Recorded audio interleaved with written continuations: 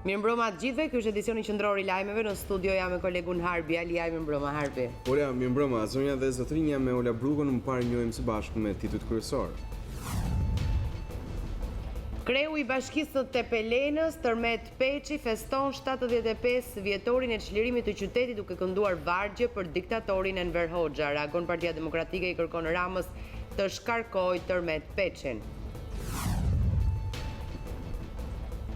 Foto të diktatorit Enver Hoxha dhe thirrjen e emër të tij nga komunistët në 76 vjetorin e konferencës së Pezës reagojnë ishtë përndjekur duke i cilësuar të papranueshme lavdet për njeriun që vrau dhe përshëndnoi shqiptarët.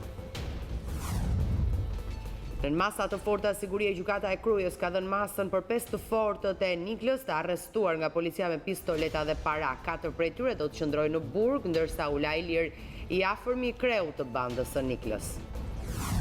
Partia Demokratike dhe ajo për drejtësi, integrim dhe unitet kanë zyrtarizuar bashkëpunimin mes tyre në frontin opozitar lidhur me mundësinë e largimit të PBD-s nga koalicioni. Basha tha se respekton programet e çdo force politike. Presidenti Ilir Meta kërkon nga Kosova dhe Serbia të konsolidojnë marrëdhëniet e të shkojnë bashkë drejt Bashkimit Evropian pa prekur kufit. Kreu i shtetit komenton edhe vendimin e Shqipërisë për pranimin e 20 emigrantëve afrikanë. Kryeministri Maqedonas Zaev apelon qytetarët e vendit të tij të votojnë në referendumin pro marrëveshjes me Greqinë për emrin e ri. Sipas Zaev, vota jo do të thotë destabilitet për vendin. Mesazh i fortë nga Papa Francesku në 25 vjetorin e vrasjes së priftit nga Cosa Nostra: s'mund të besosh në Zot dhe të jesh mafioz.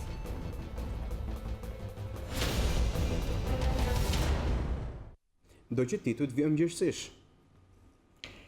Partia Demokratike kërkon shkarkimin nga detyrat të kryetarit të Bashkisë Tepelen Tërmet Peçi pas këngës për ish diktatorin komunist Enver Hoxha të shtunën në mbrëmje. Deputeti demokrat Ritan Shehu kërkon gjithashtu edhe nisjen e veprimeve ligjore nga ana e prokurorisë, pasi sipas tij kushtetuta përcaktojnë qartë se vendimi për shkarkimin e një drejtuesi të pushtetit vendor merret nga Këshilli i Ministrave.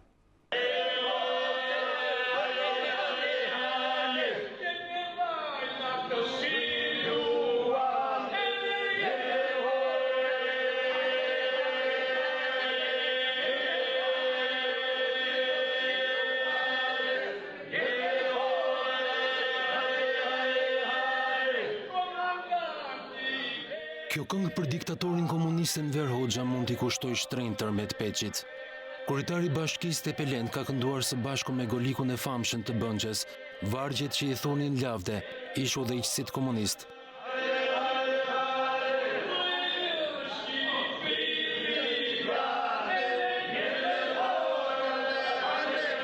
Videoa ka rënë në dorë të opozitës, e cila thotë se kënga është kënduar mbrëmjen e së shtunës në darkën zyrtare të shtruar nga Bashkia Tepelen me rastin e 75 vjetorit të çlirimit të saj.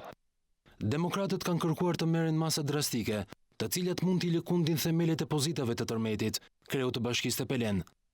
Deputeti i djathtë i qarkut Gjirokastër Tritan Shehu i ka kërkuar kryeministrit Edi Rama të shkarkojë menjëherë nga detyra Peçin, e ndërkohë nisjen e veprimeve ligjore të prokurorisë për shkelje të ligjit. Një sfidë e vërtet kjo ndaj ligjit, demokracisë, një ofendim ky për proceset tona demokratike, një arrogancë e pakufi ndaj të përsekutuarve, ndaj gjithë këtij populli që e pagoi shumë shtrenjtë atë diktaturë të egër. Çdo të ndodhte në Gjermani apo Itali, sikur një kryetar bashkie i thurte lavde në një ceremoni zyrtare, Hitlerit apo Mussolinit. Kushtetuta përcakton qartë se shkarkimi një drejtuesi të pushtetit vendor është ekskluzivitet i kryeministrit. Organi i zgjedhur drejt për drejt i njësisë qeverisëse vendore mund të shpërndahet ose të shkarkohet nga Këshilli i Ministrave për shkelje të rënda të kushtetutës ose të ligjeve, thuhet në ligjin themeltar të shtetit, ndërkohë që në rast të një vendimi të tillë mund të bëhet ankimim në gjykatën kushtetuese dhe në këtë rast vendimi i Këshillit të Ministrave pezullohet. I kontaktuar nga News24, kryebashki i Tepelenës tha se gjithçka ishte në kuadër të festimeve për rastin e 75 vjetorit të çlirimit të qytetit dhe asgjë më tepër. Në reagimin ndaj deklaratave të deputetit demokrat Tritan Shehu, Peçi theksoi se si i zgjedhur në qarkun e Gjirokastrës, ligjvënësi opozitar duhet të ishte pjesë e kremtimeve të përvjetorit të çlirimit të Tepelenës, por në përgjigjen e tij Tritan Shehu shprehur se ftesa i kishte mbritur vetëm 24 orë më parë dhe nëse do të ishte dërguar në kohë, do të kishte marrë pjesë në ceremoni. Në 76 vjetorin e konferencës së Pezës, antarët e Partisë Komuniste të Shqipërisë janë shfaqur sërish në fshatin historik dhe fotot me thirrjen me Enver Hoxhën. Ata kanë parakaluar për të kryer humazhe në varrezat e dëshmorëve të Pezës. Të pyetur nëse figura e Enver Hoxhës provokon ndjenjat e një pjese të shoqërisë, ata shprehen kundër. Për ta, Enver Hoxha nuk është një diktator dhe një drejtues i një regjimi që izoloi vendin për 50 vite, por udhëhesi më i mirë në historinë e Shqipërisë. Ashtu si në çdo 29 nëntor edhe në festën e Pezës, ata nuk kanë munguar. Bëhet fjalë për antarët e Partisë Komuniste të Shqipërisë, të cilët kanë marshuar për të kryer homazhe në varrezat e dëshmorëve në Pezë, me foton e Enver Hoxhës dhe me thirrje për Partinë Komuniste. A është ky një provokim për një pjesë të shoqërisë dhe për atë çfarë Enver Hoxha ka bërë? Këtë mendim nuk e ndan Qemal Cicolari, kryetari i Partisë Komuniste të Shqipërisë. Ai thotë se figura e Enver Hoxhës për historinë e Shqipërisë është e pazëvendësueshme, por Cicolarin akuzat se Enver Hoxha ishte një diktator janë shpifje dhe të pavërteta. Roli i Enver Hoxhës është i padiskutueshëm jo vetëm për Partinë Komuniste të Shqipërisë, por edhe për historinë e popullit shqiptar. Të mohosh veprën e Enver Hoxhës do të thotë jo vetëm që ti jesh antikomunist, por edhe një anti-shqiptar. Çlirimi i Shqipërisë, zhvillimi i saj ekonomiko-social ishte rezultat i udhëheqjes së Partisë Komuniste të Shqipërisë dhe të Enver Hoxhës. Roli i historik është i pamohueshëm, i pazvendësueshëm. Enver Hoxha nuk ka bërë asnjë krim kundër popullit dhe Shqipërisë. Përdorimi i simboleve komuniste ka ngjallur jo pak herë debate në politikë. Partia Demokratike para disa muajsh inicioi nismën për hartimin e një ligji për ndalimin e simboleve komuniste. Shfaqja e simboleve të komunizmit dhe këngët në nder të ish diktatorit Enver Hoxha kanë sjellë reagimin e ish të përndjekurve politik. Kreu i shoqatës së ish të përndjekurve Simon Miraka theksin e vë tek mungesa e një ligji të posaçëm që do t'i ndalonte këto simbole. Ndërkohë për Besim Drejgjonin, publikimi i simboleve komuniste përbën amoralitet politik që duhet ndëshkuar. Video kryebashkiaku të Tepelinës Tërmet Peçi, teksa bashkohet në këngën për diktatorin komunist Enver Hoxha, ka shkaktuar reagimin e ish të përndjekurve politik. Të patolerueshëm e ka konsideruar Simon Miraka, por më shumë se ngjarja, shqetësimi i tij shkon në raport me mungesën e një ligji që do të ndalonte shfaqjen e simboleve komuniste. Ne kemi satisfaksion kur shohim një palë që vun. Edhe sigurisht që ne ndihmë, por përderisa nuk ke një ligj që të ndaloj simbolet e komunizmit, më duket se, siç thash, ana morale nuk ekziston, ndërgjegja nuk i vret, ligjërisht nuk mund ta dënosh. Shkarkimet bëhen kur shkelet ligji, kështu e thotë dhe kushtetuta. Për Besim Drejgjonin, çdo vendim që mbështet diktatorin që persekutoi popullin shqiptar për më se 50 vite, është i papranueshëm. Është një amoralitet kombëtar i papranueshëm në një shoqëri demokratike. Nuk e di ç'do të thotë Tërmet Peçi që ky diktator vrau 6200 e sa burra. Burgosi 36.000 burra dhe gra. Internojnë mbi 50.000 familje shqiptare. Shfaqjet e simboleve komuniste dhe fotografive të diktatorit Hoxha kanë shkaktuar debat politik mes të majtëve dhe të djathtëve ndër vite.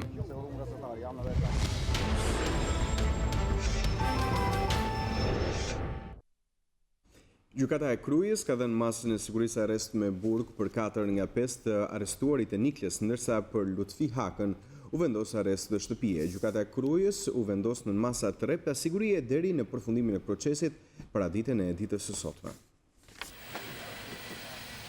Ylli Çangu, Valter Bami, Skënder Leza dhe Markelen Haka, 4 nga të arrestuarit e operacionit të Nikles, morën masën e sigurisë arrest me burg. Gjyqtarja Enkeleda Hoxha ka vlerësuar të ligjshëm arrestimin pas relatimit të prokurorit të çështjes Petrit Çano, ndërsa Lutfi Haka, i afërm i kreut të bandës së Nikles, është lënë arrest shtëpie.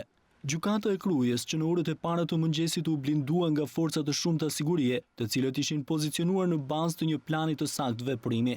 Ylli Çangu, Walter Bami, Skënder Leza, Markelen Haka dhe Lutfi Haka u ndaluan nga policia në aksionin e disa ditëve më parë në Nikël. Me 12 qershor në zonën e Niklës, ku policia e konsideron si 23 persona të inkriminuar, u arrestuan 11 persona, për 5 prej të cilëve u ekzekutua urdhër arresti, ndërsa pjesa tjetër u lanë të lirë. Një shpërthim eksplozivi ndodhi mesnatën e kaluar në qytetin e Pogradesit. Ngjarja u shënua pranë banesës së biznesmenit Bajram Fejzollari, i cili është edhe pronar i televizionit lokal. Një sasi lëndë eksplozivi ka shpërthyer gjatë mbrëmjes së të shtunës në oborrin e shtëpisë së biznesmenit Bajram Fejzollari në Pogradec, e njohur dhe si pronar i televizionit lokal. Lënda plasëse e llojit trejtole, e cila ka qenë në sasi të vogël, ishte hedhur në lulishten e shtëpisë, e cila ndodhet në një distancë prej 25 metër nga ambientet e banimit. Nga shpërthimi i lëndës eksplozive, mësohet se nuk ka pasur persona të lënduar dhe as dëme materiale. Ekspertë të lëndëve eksplozive nga Tirana janë bashkuar grupit hetimor që po punon për zbardhjen e rrethanave të ngjarjes, por deri tani policia nuk ka dhënë detaje të mekanizmit që është përdorur për të aktivizuar sasinë e tritolit dhe më pas realizuar shpërthimin e tij. Biznesmeni Fejzollari mësohet të ketë pohuar në polici se nuk ka konflikte me persona të tjerë. Mësohet se policia ka sekuestruar pamjet e kamerave të sigurisë në zonë, nga ku besohet se do të zbardhet dhe ngjarja. Një klinik dentare është vdekur mbrëmjen e së shtunës në Laprak. Ngjarja ka ndodhur rreth orës 23 në rrugën Dritan Hoxha, kur klinika në pronësi të stomatologut Besian Tusha është përfshirë nga flakët. Policia dyshon se ngjarja ka qenë e qëllimshme, pasi brenda klinikës janë gjetur gjurmë gjaku. Dyshohet se personi që i ka vënë flakën klinikës është lënduar kur ka thyer xhamin për të futur brenda saj. Mësohet se policia ka shoqëruar një person të dyshuar për ngjarjen, ndërsa vijojnë hetimet për ta zbardhur plotësisht atë.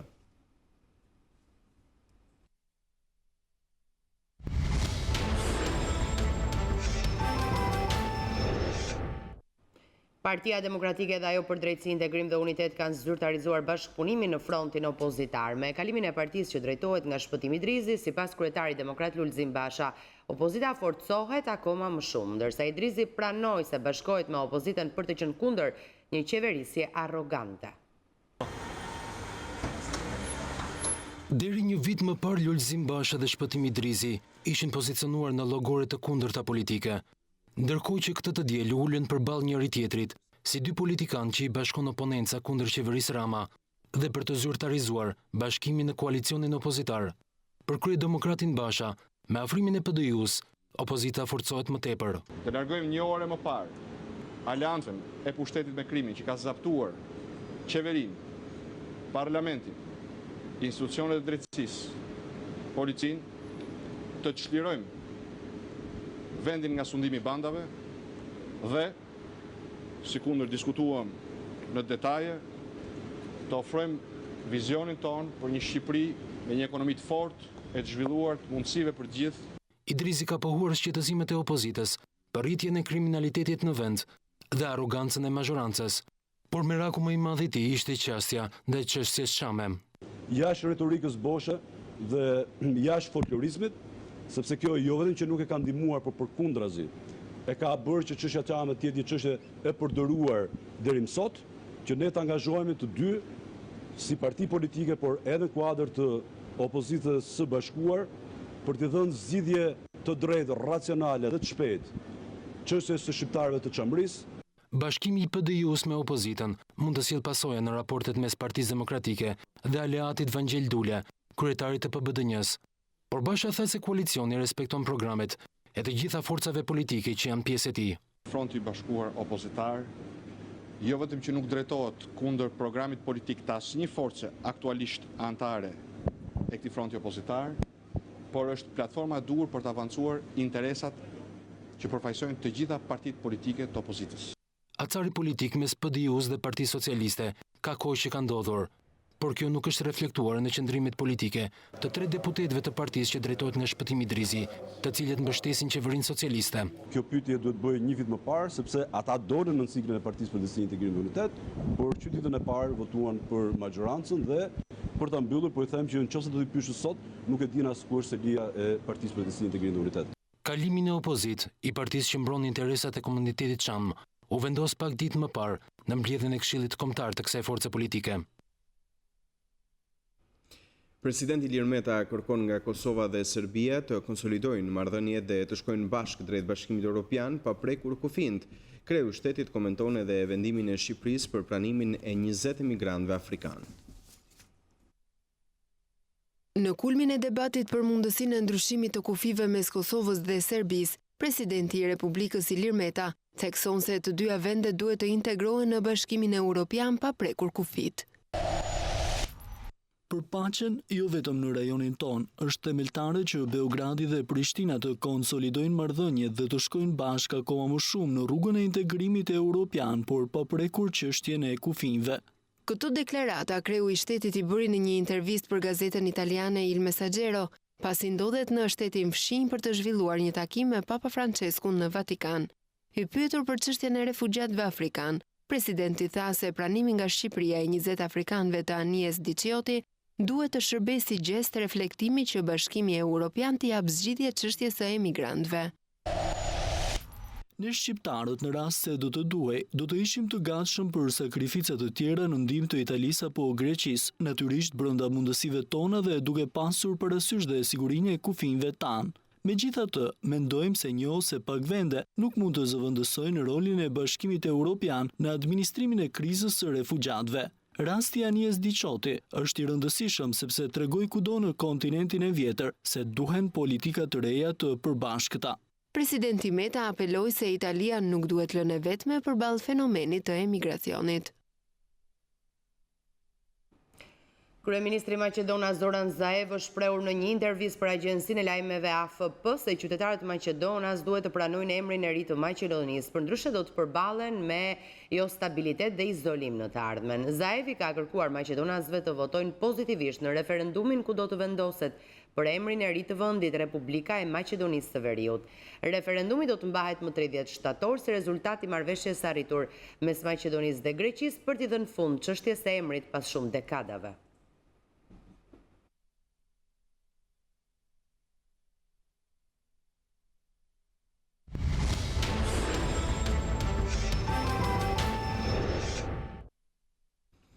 Viti i ri mësimor i gjen institucionet arsimore të kësaj zone pa shërbime, shkollat kanë prezencë lagështire dhe probleme me lyeren.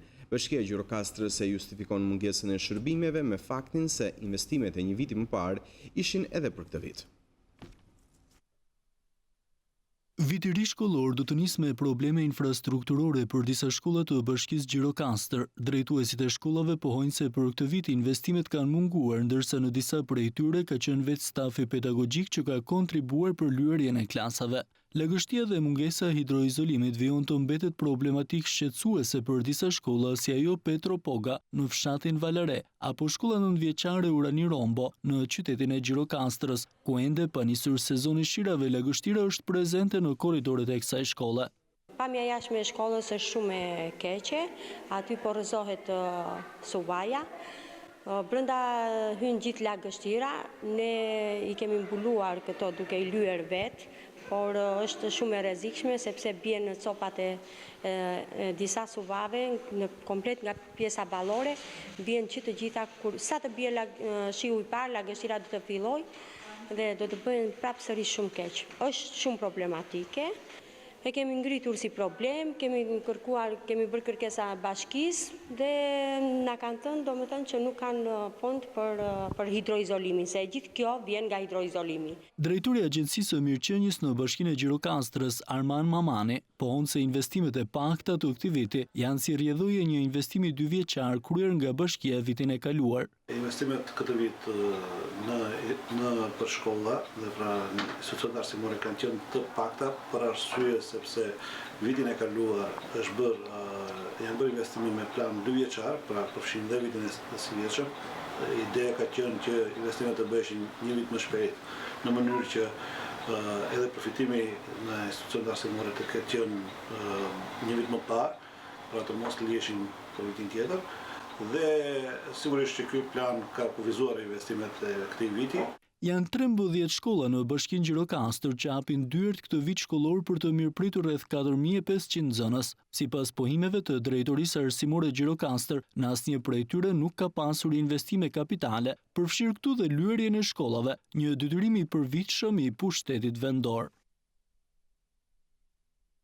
Të përzgjedhur për të qenë të parët që ngjiten në një avion të linjës së fluturimit tërësisht shqiptare, studentët dhe maturantët e ekselencës pas vizitës një ditore në Stamboll shprehen për një udhëtim unik me linjën e parë ajrore Qendror Air Albania. Të jesh ekselent, ke edhe privilegje të tilla si kjo e së shtunës për 70 maturante student. Ata u përzgjodhën për të qenë pasagjerët e parë që shijuan fluturimin me linjën shqiptare Air Albania.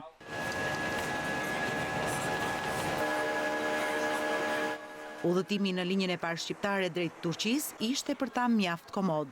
Në aeroportin e Stambollit, ata u pritën nga përfaqësues të kompanisë Turkish Airlines. Të rinjt shqiptar të shoqëruar nga guidat profesionale vizituan zonën e vjetër të qytetit, duke u njohur me historikun e tij dhe vlerat që mbart në shekuj. Ata vizituan me anije edhe ngushticën e Bosforit, duke shijuar pamjen e mrekullueshme mbi detin Marmara. Me linjën e parë shqiptare të fluturimit Air Albania, 70 të rinj u rikthyen drejt Tiranës me përshtypjet e një udhëtimi kuqezi për ta unik. Që një eksperiencë e paharrueshme, u kënaqem vërtet shumë.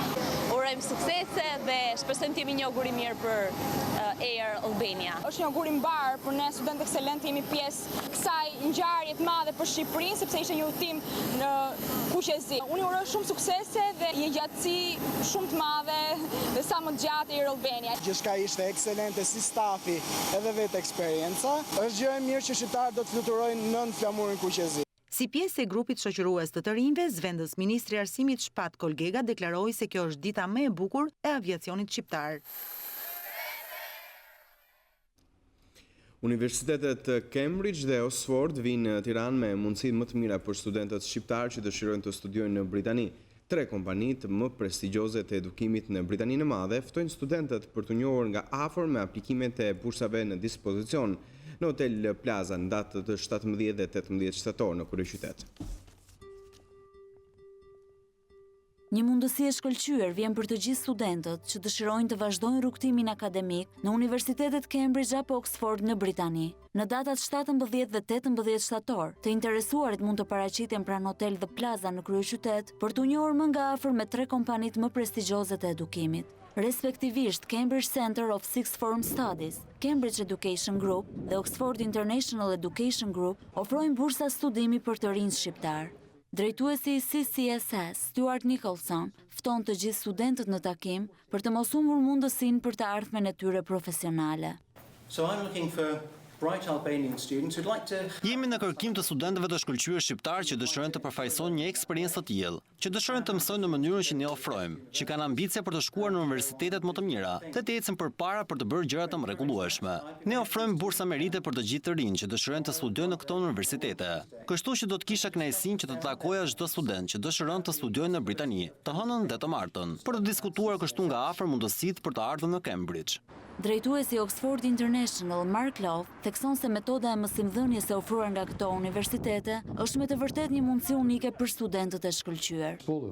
Pas 20 vjetësh në arsim dhe 12 vjet si president i kolegjit prestigjos në Londër, kam vendosur të rikthehem në rrënjët e mia në Oxford, aty ku edhe nisi karriera ime. Si një prind dhe si një mësues, e di shumë mirë atë që studentët kërkojnë për veten e tyre. Para disa vitesh, unë kam qenë student në Oxford dhe fëmijët e mi kanë ndjekur këtë shkollë. Kolegji i Oxfordit ofron programe të shkëlqyeshme dhe rezultate shumë të mira. 2 ditë fest në Pezë në përkujtim të 76 vjetorit të mbledhjes së konferencës së Pezës. Bashkia e Tiranës kujdes për organizimin dhe mbarvajtjen e festës. Shumë qytetarë zgjodhen që në ritmin e muzikës të konsumonin edhe birën e parë shqiptare, birën Korça. Si çdo 16 shtator, edhe këtë vit është përkujtuar 76 vjetori i mbledhjes së konferencës së Pezës. Qytetarë të shumtë ishin të pranishëm për të festuar një ngjarje të rëndësishme për historinë e Shqipërisë gjatë luftës së dytë botërore. Festa në Pezë ka nisur që prej mbrëmjes së të shtunës për të mbyllur të dielën. E gjithë organizimi dhe përkujdesja për aktivitetin u bën nga Bashkia e Tiranës. Omazhe në varrezat e dëshmorëve në Pezë zhvilluan kryetari i bashkisë Erion Veliaj dhe disa prej ligjëve në të majt. Për Veliajn, konferenca e Pezës është një shembull se si bashkimi sjell zhvillim në interes të vendit, duke dhënë në këtë mënyrë dhe një mesazh për opozitën. Ne nuk mund të pengojmë sot zhvillimin e Shqipërisë, zhvillimin e Tiranës, zhvillimin e Pezës. Dhe kush është patriot mbi të gjitha duhet jetë një shqiptar që do progresin, pastaj partinë, do punojmë nesër, pas nesër, dhe do themi patjetër partit, po mbi të gjitha Shqipëria, vendi, qyteti, atëherë ne mund të ecim përpara. Dhe do na duhet që të jemi të bashkuar teksa marrim vendime të rëndësishme. Vitin tjetër ne presim të fillojmë negociatat për Bashkimin Evropian. Nëse shkojmë të përqar, do thotë që 76 vite s'pas kemi mësuar asgjë. Historia e Pezës thotë, kur jemi bashk, bëjmë mrekulli. Kur coptohemi, kur pengojmë, kur përçahemi, ne humbasim.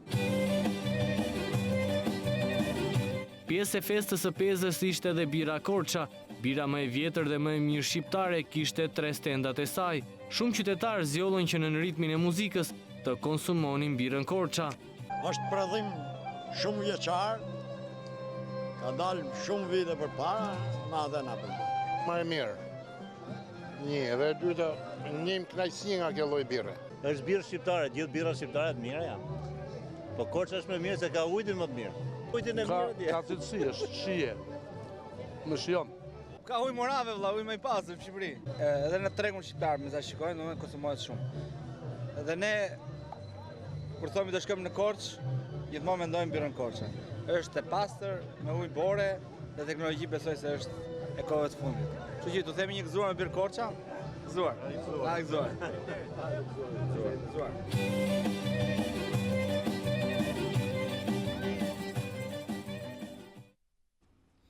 Një inxhinier anijesh nga Hungaria ka ndërtuar një sfidë të veçantë. Ai 2 vite më parë ka ndërtuar një kanoe me cilën ka instaluar të gjitha pajisjet e nevojshme për një udhëtim të gjatë. Qëllimi është që të testojë mjetin e tij me cilin ka tejkaluar sfida derisa ka mbërritur në Vlorë ku po qëndron aktualisht.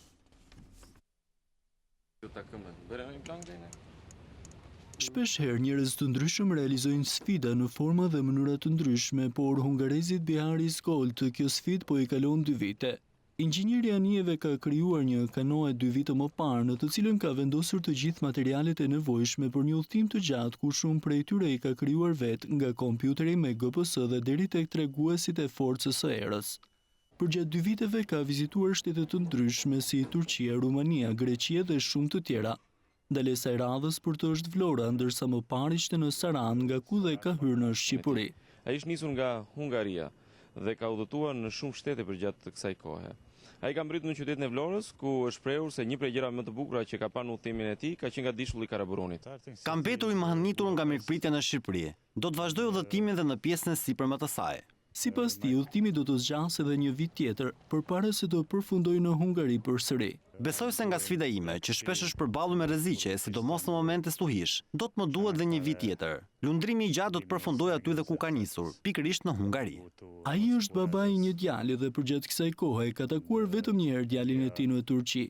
Aventurieri tregon se ka rrezikuar disa herë, ndërsa kujton momentin kur përpaksa nuk është përplasur me një anije turistike. Sipas tij, kjo është një sfidë për të testuar mjetin e tij, por edhe veten.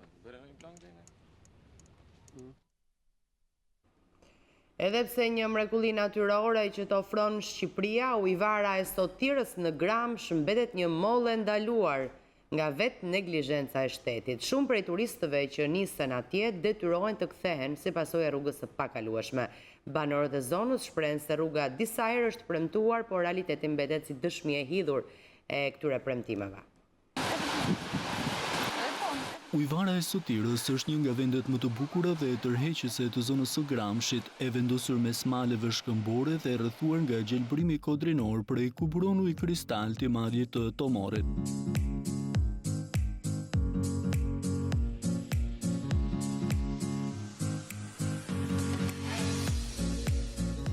...24 km larg qytetit të Gramshit, ujvara përbën një nga atraksionet turistike të Shqipërisë, ndërsa vizitohet nga shumë turistë apasionuar pas aventurës.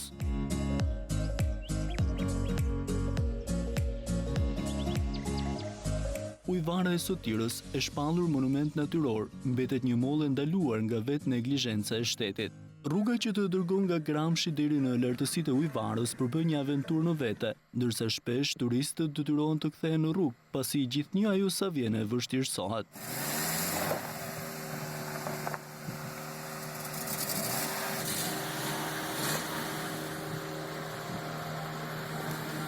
Banorët e zonës thonë se disa herë rruga turistike është premtuar, por në fakt aty askush nuk ndërhyn, qoftë për të lehtësuar sadopak qarkullimin. Siç e pat vetë, rruga është, vinë turistat, makinat të rrugë i lënë. Gjejmë mjetazator që i nxjerrim kungesin gjatë. Pa një me nuk ka shumë, po qeshor, korrik, gusht, ka pasur turista pesap. Përballë një situate të tillë, minimalisht Bashkia e Gramshit duhet të ndërhynte për pastrimin e rrugës, teksa shirat e vjeshtës izolojnë përfundimisht zonën deri në qershorin e ardhshëm.